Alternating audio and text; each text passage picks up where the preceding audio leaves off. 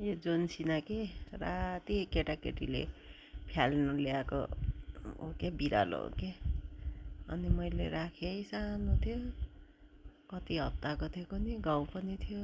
अब मरे पनि मर्छ, बाँचे पनि बाँच्छ राखेर केयर गरेको है। यति राम्रो भएको क्या, राति आएको पाहुना हो क्या यो मेरो जोन्सिना।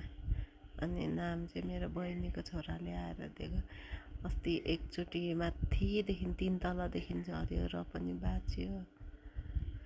यसले सेकेन्ड चान्स पाएको अरे के।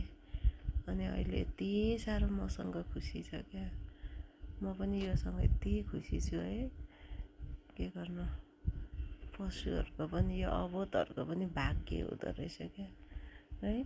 कहिलेसम्म चाहिँ म यसलाई माया गर्नु पाउँछु, कहिलेसम्म यो मसँग बस्छ, म यसलाई सधैँभरि मैसँग राख्छु, भागेर नजाओस् भनेको है जोन्सिना। आमा ज्ञानी छ नि मेरो जोन्सिना त है भाग्यमानी, लक्की जोन्सिना, लक्की है।